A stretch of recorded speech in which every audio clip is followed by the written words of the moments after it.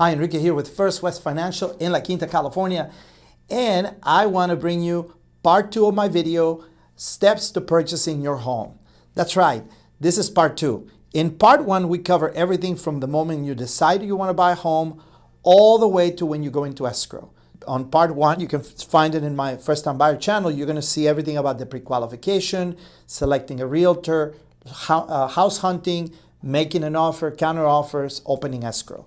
So now officially you are in escrow. What does that mean? Well, escrow means that you are going to make a deposit into the escrow company. Here in California, we use escrow companies. If you're watching this from different parts of the country, some states they use attorneys, some states they use title companies. Here in California, we use an escrow company that is going to manage the transaction in behalf of all the parties. It's an independent escrow officer that serves like, let's call it the referee that sits in the middle and that manages the entire transaction. So what happens is you're going to make a deposit. Depending on your contract, that deposit can be anywhere from $1,000 to $10,000, $20,000, $30,000 into escrow, and that money gets deposited and it gets applied towards your down payment or your closing costs.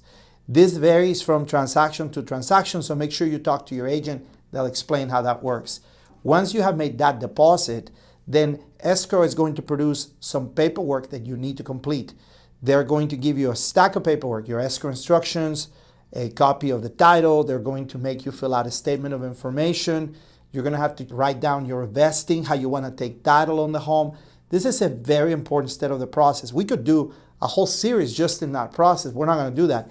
But what I want to tell you is that when you get that paperwork in the mail or email, you need to meet with your real estate agent to make sure you're filling out that paperwork correctly, and then you get it back to the title office, to the escrow office right away, so the escrow officers can prepare the paperwork for closing. At the same time, while you're filling out this paperwork, your lender is going to contact you to make sure that you've provided all the paperwork you need. So if you got qualified, say in July, and it's already September, your lender's going to call you and say, hey, I need new pay stubs, new bank statements, and then they're going to prepare your disclosures, which is your loan estimate and all the paperwork you need to sign, your loan application, and they're going to send it to the bank. Now you're going to say, wait a minute, I thought I was already approved for the loan. Well, you are pre-approved for the loan, but now they're going to send that document to an underwriter who is going to take a second look to make sure that everything is correct. So if at the beginning we told the underwriter that the borrower makes $10,000, and now we're going to produce paperwork that shows that this person only makes $8,000, it's going to be a problem. That's why the underwriter is going to look at all the paperwork to make sure that indeed you are in a position to close your loan. That is called the underwriting process. So on one end, you're going to fill out your escrow paperwork. On the other end, you're going to submit your paperwork, sign your disclosures, and go into underwriting so you can get your final approval. So this part of the process happens in different tracks. So I want you to imagine different roads that are all going sort of like at the same time. You have the escrow paperwork here. You have the approval from the bank. Now we're going to order an appraisal. An appraisal is something that you're going to pay for to make sure that the house that you are purchasing is worth what you're offering. Now this is a requirement in most cases, not always. Sometimes we waive the appraisal, but for the purpose of this video, there's an appraisal. The appraisal can range anywhere between $400 and $700, and an appraiser, which is an independent inspector, is going to go to the house and make sure that that house is worth what you are paying for. If it isn't, then we got to go back to the negotiating table or cancel the escrow. Again, we're not going to talk much about it. You just need to know that the appraisal is very important. Another track is the home inspection. Now, this home inspection needs to not be confused with an appraisal. The home inspection deals with the condition of the home. Even though the appraisal touches a little bit on the condition, the home inspection is 100% about the condition. How is the roof? How is the electric? Is the home sound and stable? Is the water running correctly? Is the air conditioner running correctly? Is there proper heating? That's what the home inspector does. Now, banks, believe it or not, don't require a home inspector. You need to have one. So even if you may run into an agent that tells you, well, you really don't need a home inspector, don't do that. You're purchasing a home for $200,000, $300,000, $400,000 or more. Spend $300, $400 to get that inspection done. It is very, very important. Most real estate agents are going to encourage you to get the home inspection, and they're going to recommend someone reputable that can do that home inspection. That is a crucial step of the process. So let me recap. You opened escrow, you started your loan process, you order your appraisal, and you do your home inspection. At a certain point, somewhere around 17 days, you're going to be asked to remove the contingencies. The contingencies means that you are in a condition to move forward. It means that you did the home inspection and it passed.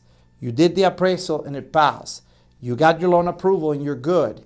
You filled out your paperwork and it's good. So once you do that, they're giving you a certain number of days, 17 to 20 days, varies by contract, for you to remove your contingencies. Once you remove your contingencies, you mean you're moving forward and you're going to be closing on this loan. That's a very, very important step. So remember, things are happening all at the same time. Your loan officer, your real estate agent, your escrow person, they're all going to work together, and they're going to come together to make sure that everything goes right. And then once you remove your contingencies, you're good to go. There's one more item that I'm going to touch really, really briefly, and that has to do with title.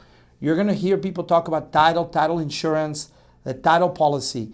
What it means is title is a way in which a title company, a title insurance company, is going to issue a policy that says that this house that you're buying is free and clear from any encumbrances from the past.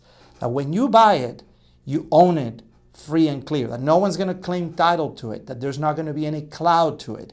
There may be an instance, for example, where you move into your house and you own it, and then somebody comes out and says, hey, I have ownership in that home. And of course, title should have cleared that. It doesn't happen as much as it used to back in the years, because computers allow us to do title searches and find and make sure that these houses are free and clear. They're also going to make sure that you are free and clear, because if you're going to get into this house and you have child support that is owed, or you have judgments against you, or you have lawsuits against you that could cloud the title of the home, they're not going to insure the title, and therefore you're not going to be able to get a loan unless you're buying cash, but you're not going to be able to get title insurance. So therefore, making sure that not only is the house free to be able to purchase it, but also that your situation and your spouse's situation is clear. There are many instances where people forget, they owe money to the IRS, or they have a judgment, they have a wage garnishment of some kind for child support. Those things will stop the process. Many of them do get resolved, but we have to stop and take a look at it. That's why the title insurance is so important, and it's going to be a big part of what you're doing. For many transactions, people don't even think about title. It goes right through. Everything's clear. It's great. But there are instances where title is a big crucial thing. So once you have everything together, your title, your appraisal, everything, then the bank is going to issue what we call the final loan commitment, and then you're going to get your clear to close. Your clear to close means that everything you provided, everything went fine. The appraisal, the money that you have for deposit, your income is correct, your credit is good, everything adds up. The bank issues that clear to close, and then they're going to issue a CD, or a closing disclosure. That is going to be a series of numbers that basically tell you how much is the house, what are the closing costs, what are the deposits and credits, and how much money you need to close in the end. That CD can be a little confusing, so make sure that you talk to your lender and that your lender walks you through that closing disclosure so you know exactly how much is going to be in the end. You don't want to get to the very last day when you're ready to close and they tell you, hey, you have to bring in $18,000, and you thought it was going to be 14 and you don't have the money. So it's important that you look at that closing disclosure and that you discuss it with your loan officer.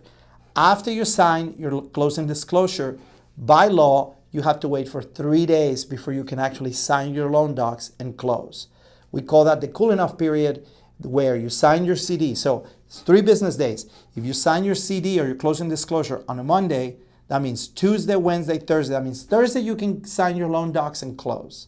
But say you sign your disclosure on a Friday or a Thursday. So you have to wait Friday, Saturday, Sunday doesn't count, and then on Monday you can sign your loan documents and close. So your lender should be able to walk you through this process. We're just doing a general overview of that. So usually at this time, when you are signing your loan documents and your closing disclosure, that is when you're going to do your final walkthrough. This is an exciting time because you're going to go with your agent. You're going to walk through the house one more time. Why do you do that? Well, you want to make sure that that house is exactly the way it was when you visited it. If there were any repairs that needed to be done that were negotiated through the home inspection, you have to go back and make sure they got done. If the house, something's wrong with it, you have to bring it up to the attention of your agent at that point so you don't close. I'll give you an example. We had a situation where a person went to do the final walkthrough and there were some things missing. There was a chandelier missing and a stove. And in the contract negotiation, they agreed that the chandelier and the stove were going to stay in the house. Well, that's a problem because they took them. The seller took them. Well, it turns out it was an oversight. When the movers came in, they decided to take the chandelier, take the stove, put it in the truck and took it. And the owner hadn't noticed it because the stuff was still sitting in the truck somewhere. So they had to go open the truck, get the stuff out, put it back in the house, and then we were able to close. So those are the kind of things that come up on the final walkthrough. I've had other instances where they do a final walkthrough and they realize there's some windows broken. Maybe there was some vandalism in the house because the house has been empty for a while. So that's a very important thing. That's the reason why the final walkthrough is done at the very end. Because once you sign that final walkthrough and you close a day or two later, that means you're done. Then the file closes. In my world, we call that funding. So you're going to get a phone call or an email from your loan officer telling you your loan is now funded. And here in California, after funding, a few hours later, it will record in the county. Once it records in the county, you are officially a homeowner. Now, there are instances where we fund a loan and it records right away.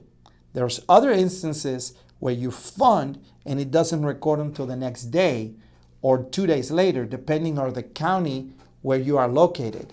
So check with your loan officer and your agent so you know when you're going to get your keys. A lot of people think that this is kind of like HGTV, house hunters, where they sit there and they sign for their home and somebody hands them the keys. That's not the case here in California in most cases.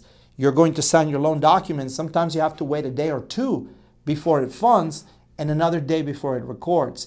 So don't jump the gun and go get a truck and all that. One final piece of advice. During the entire process, be very, very cautious. Be very careful about what you do and you don't do. So there's a few do's and don'ts, and I'm going to run through them really, really quick. Do not change jobs. Do not run your credit unnecessarily. Don't go purchase things on credit. Do not co-sign for anyone on your credit. Do not make cash deposits. This is really, really important. If you decide, you have a friend who owes you $5,000 and he gives you the $5,000, you decide to go put him in the bank without consulting with your loan officer, you could actually kill your loan. No cash deposits. Also, if there's any sudden changes, you get a call from a collection agency or your hours get cut at work in the middle of buying the house, let your loan officer know. Do not be afraid to talk to your loan officer. He's not going to kill your deal, but I'll tell you, he's going to be very disappointed if you don't talk to them and then you later find out there was an issue. It happens a lot of times that people are embarrassed to come and tell me, hey, you know what, my wife just got laid off. Wow, I really needed to know that. Or another person, oh, well, I changed jobs, but it's the same line of work. Well, it doesn't matter. Now we have to produce more paperwork and wait for you to get a new paycheck and all that. So all those things are very, very important. I want to encourage you to comment below. If you have any questions, write a question. We'll get back to you. We're always here to help, 760-488-6482. Make sure that you find a local mortgage professional, an independent mortgage broker to help you with the purchase of your home. And I hope you have a great day. And I love the idea of you buying a home. So good luck. Talk to you soon.